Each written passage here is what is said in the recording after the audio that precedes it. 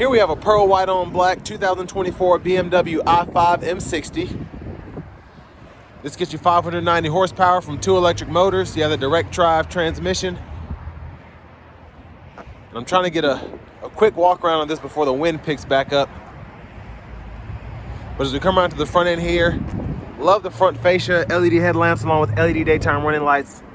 Just a nice aggressive electric BMW look, what I would expect from a car like this.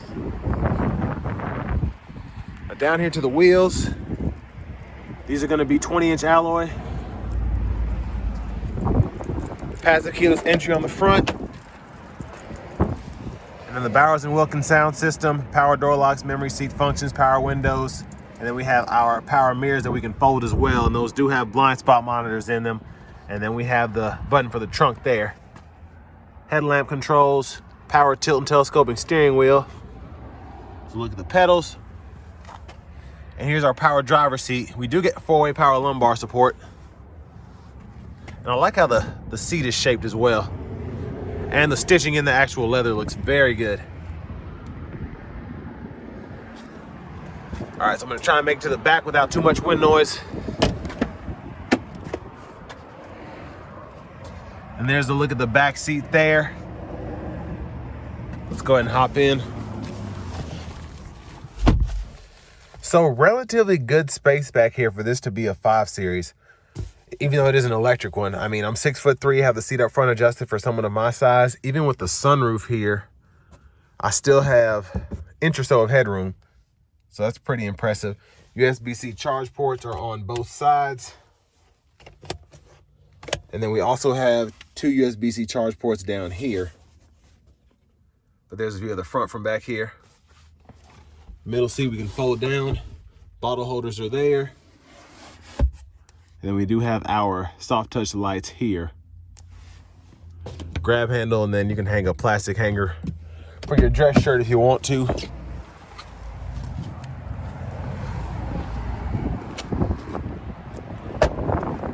Now as we make our way to the back, there are the LED tail lamps. There's that wind gust I was talking about, it's insane. But a huge shout out to Auto Collection of Murfreesboro and Auto Pro Nashville for allowing me to review this i5 today. Cargo space is okay. It's a taller kind of, I guess, trunk space, so it's not as deep as I would expect, but not really a big deal. Chargers down there.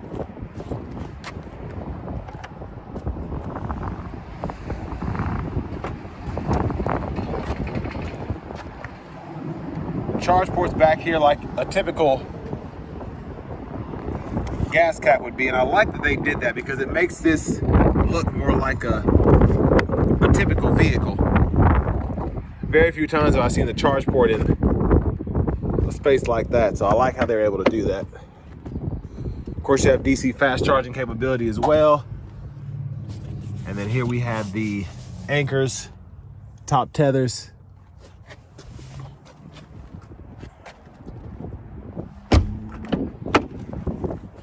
And then here's our front passenger seat. 4-way power lumbar there. And then a lockable glove compartment, owner's manuals. And then for your vents, because everything is kind of touch, you can adjust the vents here, whether you want them closed off or all the way open, which I think is pretty neat.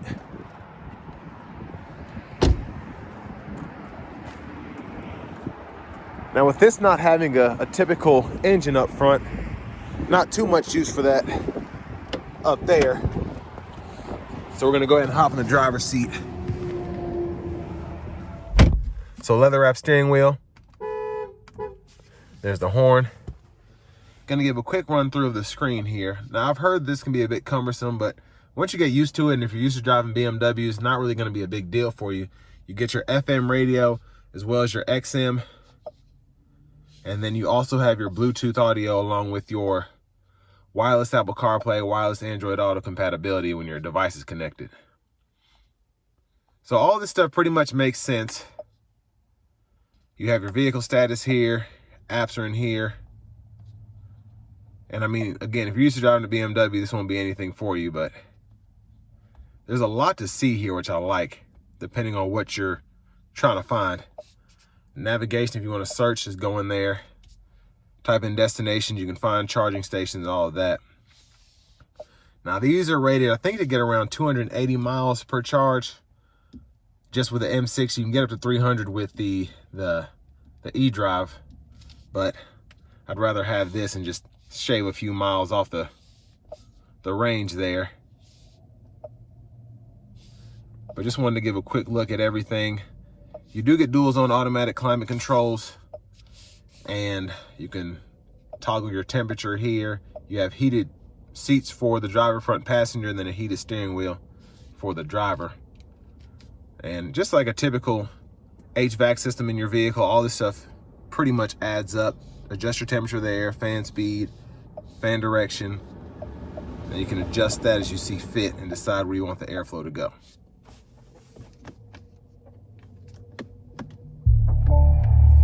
So that's the startup sound there. Backup camera, guidelines follow you. You turn the steering wheel, front camera's there. Now I believe this is a wireless charging pad on this side here. Bottle holders are here, 2 USB-C fast charge ports there.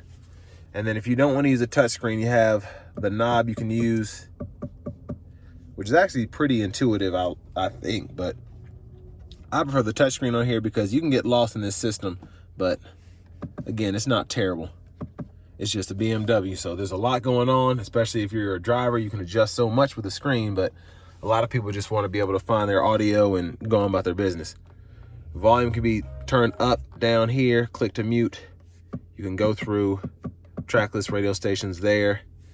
Now your drive modes are right in here, and you can adjust that and go through what you want to go through those drive modes there. And then here you can actually adjust your chassis, the driver assistance system, and all of that. And then the parking camera right there. Now for the shifter, press P to put it in park, and you have drive, and then you have that one pedal drive there, or I should say the max regen there, and then neutral, reverse. Again, press P to put that parking brake on, and it'll throw it in the park. Automatic brake hold there. Center console cubby space is right there. Not too big, but you have storage in so many other places, not really a big deal. There's a view of the back seat from up here. Having a little trouble getting the sunshade up. I don't know why. Oh, that's why. So the shade comes from the back forward. So I was closing it and not knowing it. And that's partly because this is just a fixed glass roof, so why not bring it from the back? All your buttons are there. Like the vanity mirror. Now back to the steering wheel, blinkers. You do have the automatic wipers there. Boost function here to get the maximum output from your powertrain on the road. And then you can go ahead and set your cruise speed limiter, adjust the speed there. And then you do have volume controls here, Bluetooth, voice recognition. Hit this to go to your audio sources. Now I'm gonna zoom in for a minute on the heads-up display. It's gonna flash, but that's not what it actually does. That's just how it's being picked up by the camera. So I can actually turn this and then adjust here.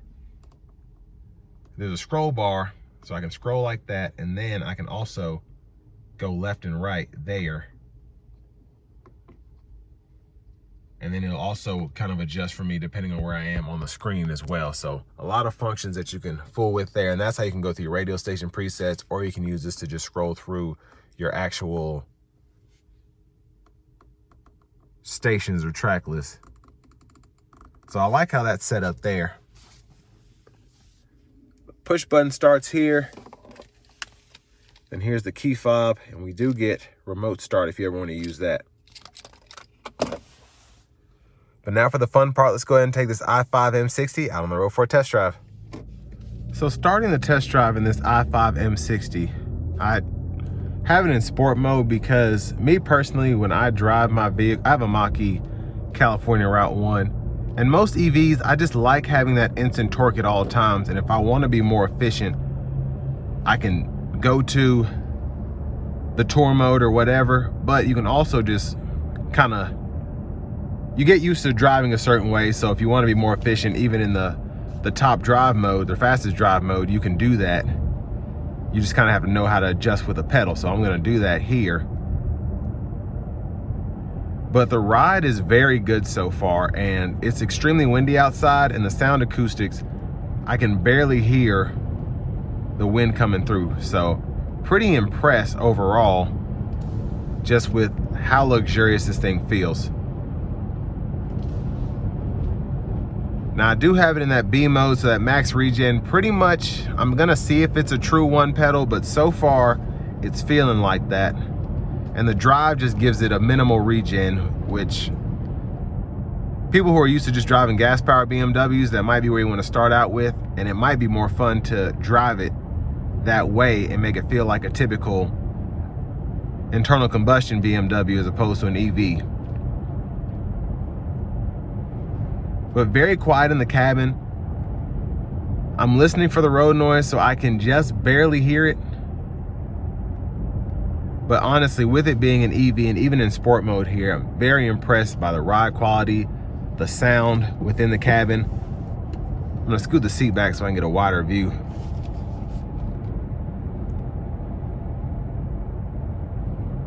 But it's a very, very nice car. And I haven't driven an i3. I've been in the i3. I'd like to actually test that out. But this one is just, I feel like this is the best EV that BMW has right now. The i7 is great, but I just feel for the price and what you get here, and more specifically the performance, this is the one right here. But I'm gonna test that out for certain here momentarily.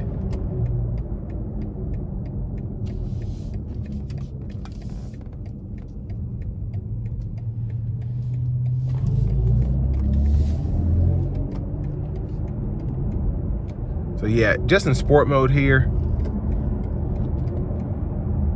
it's, wow, it's very quick. I can feel it. I just tap the throttle ever so slightly, and man. But again, the ride is throwing me off just how smooth it is.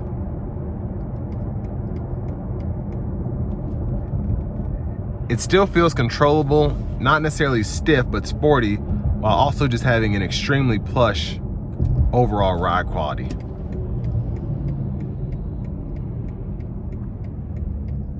But yeah, that pedal feels pretty good. You could one pedal it if you wanted to.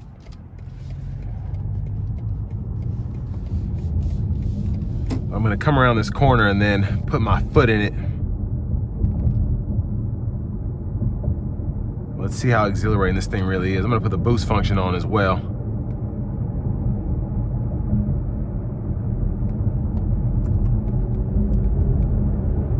All right, here we go. Gosh.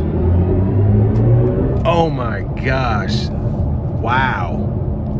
Yeah, that was incredible. Absolutely incredible. And they did a good job with the sound. They really did. That was pretty impressive.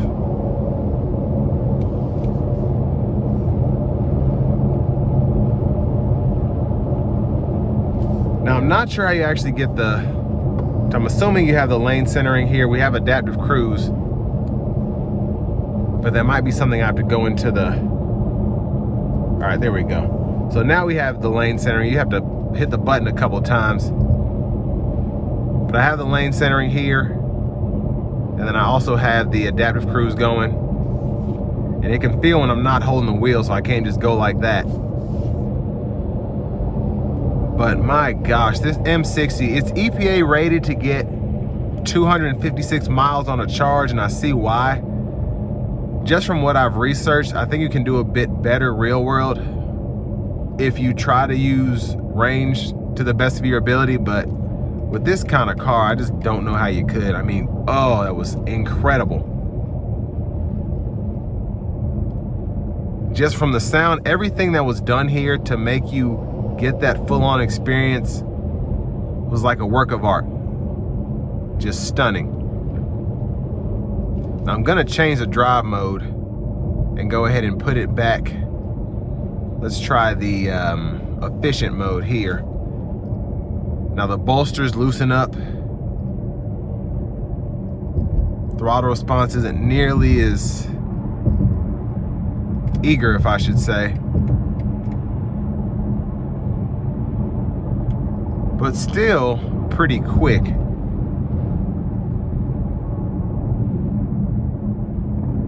But I tell you what, that boost was phenomenal. Absolutely phenomenal. And I feel like I tested it out on the i7 and it was quick, but it wasn't like this. Now for the money, this is priced right at $80,000, a little less. I would not hesitate to pull the trigger on something like this. I mean, it's just a great overall driving experience in this car. And again, the ride is still there. It's not harsh. Your range is about average, but for the performance you get, and again, you could probably get that right close to 300 if you wanted to. But I wouldn't be able to do it. I'd keep my foot in this thing too much. It's just so exhilarating. The only bad thing about this car that I've noticed right now is it's gonna cost some money to get tires. You're gonna burn through a lot of tires with this unless you drive it very un-BMW like. And I just don't see that happening here. It's just too much fun to drive. I want to give one more thank you to Auto Pro of Nashville for allowing me to review this car. I mean, ride quality is, it's about a 9. It doesn't ride like the Lyric, but it might even be like a 9.2, 9.3. Now the acceleration, 10 out of 10. And I've driven faster cars, even the Teslas, they're quicker, but they don't feel as quick as this thing. And it's certainly not as driver oriented. I don't feel like I'm driving a robot in this car. I feel like I'm driving an electric BMW, and that says a lot. Because a lot of EVs these days, they're just themselves. And this feels like an i5 M60. It just feels like another BMW that just happens to be electric. And for the tech and everything, it's very nice. Might be a bit too much for most people as they first get in this vehicle if you're coming from something else, but if you're used to BMW system, this will be a pretty easy transition. And if you're not, you'll kind of get used to what you need out of the system, what you don't want. And basically just connecting your phone and all of that will be easy to do. But a phenomenal vehicle inside and out. And this will bring me to the end of my review of this 2024 BMW i5 M60.